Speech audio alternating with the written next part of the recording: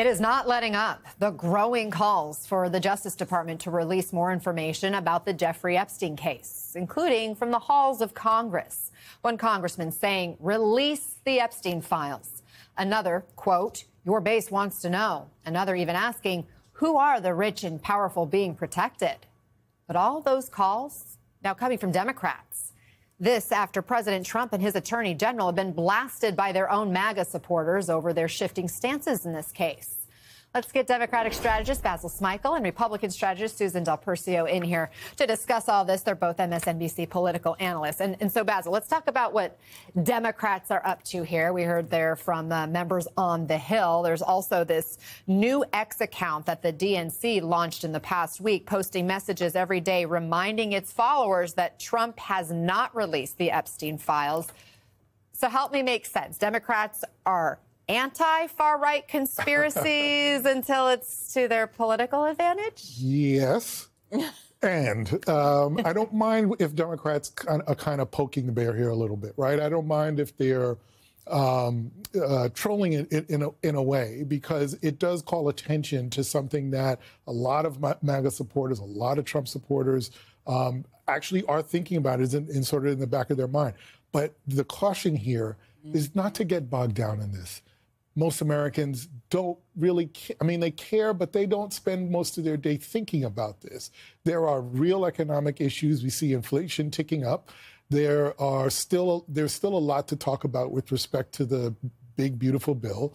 They need to focus on that, because that is the message that's going to carry them to and through the midterms, not Epstein. Of course, Democrats have been accused of being too elitist by some voters. I mean, this is an issue, Susan, that you could argue voters care about. Does that give them good reason to focus on it? Well, some voters care about it. And I think Basil's right. Be careful how far you take this. It's one thing when you see members of Congress asking for this, like an investigation or a hearing.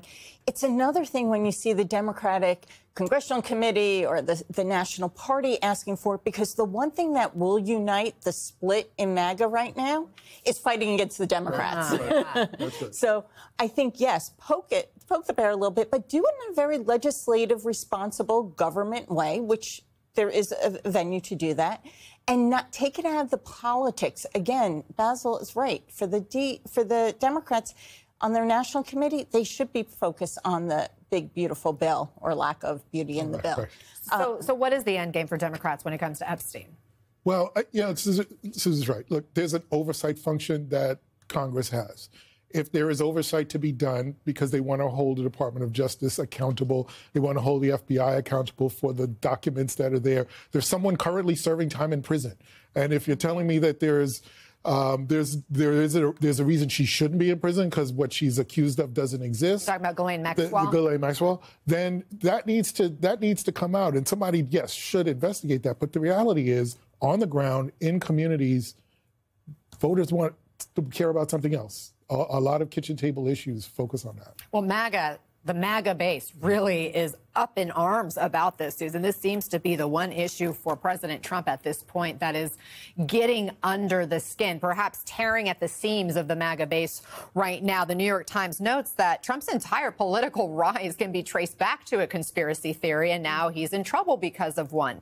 Quote, it is a Mobius strip of paranoia and distrust, a political movement that galvanized and exploded around a conspiracy theory. Lies about Barack Obama's birthplace were central to Mr. Trump's political rise, cannibalizing itself now over the mother of all modern conspiracy theories. Susan, has he lost control of this beast, something that he previously tried to weaponize?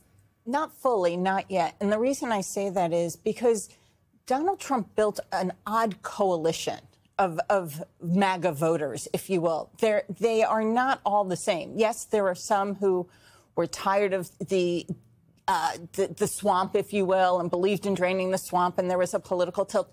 But then he brought a lot of new voters in that are, frankly, only Donald Trump voters. They're not showing up in midterm elections. But those are the loudest and the most conspiracy theory-oriented of the MAGA base. And yes, so he may not like the narrative that he's hearing in the media about this argument. Is he losing control? But he probably really isn't. What he's probably most concerned about is that he's talking about Ukraine. He's talking about legislation he just recently got passed, and now he has this interruption. It's worse, and I know we have the Walz hearing coming up, but it's worse than Singlegate getting him off kilter as that did. If you remember, that was something he was really upset with.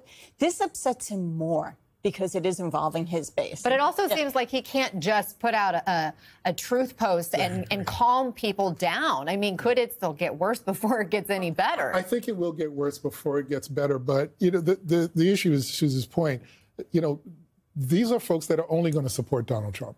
So even if this gets worse, he will find a way to bring them all back under the tent.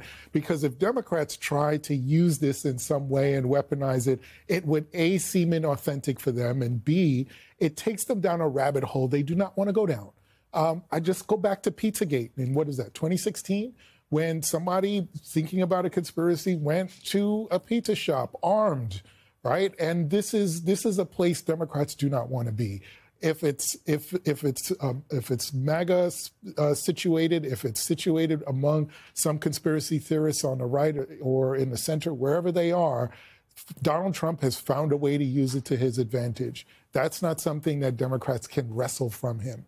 He will still find a way to continue to use it to his advantage. Democrats have to focus on what they're good. Well, and Stacey Abrams said something interesting on Morning Joe today. Stop talking about Donald Trump. Yeah, that is that. He's not going to be on the ballot again. If Democrats want us to get focused and start winning and looking forward, they need to start really gaining their own voice and stop trying to have a voice levering off Donald Trump. So to that point, in terms of Democratic messaging, former President Barack Obama made some recent remarks that are getting some headlines now. It was at a fundraiser, and he was criticizing his own party, saying that taking on Trump would, quote, require a little bit less navel-gazing and a little less whining and being in fetal positions.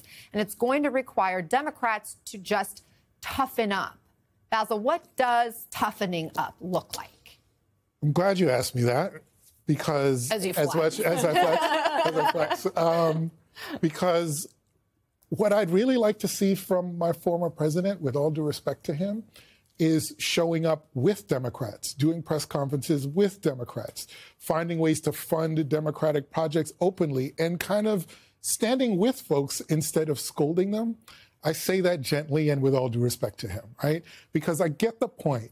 It's not enough to be anti-Trump. You have to be for something else. We saw that even in New York in the mayor's race. A lot of the movement around Mamdani, who won the Democratic nomination, it is because he wasn't just anti-Trump, he was for other policies. I get why that's important, and it is very important for Democrats to be on message in that way. But they're also tired of being scolded.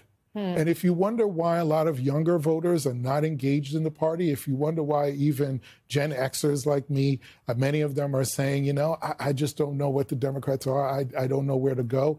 It's because they don't want to be talked down to. And I fear that this is the kind of piling on that is going to be too much for a lot of voters, and then they opt out.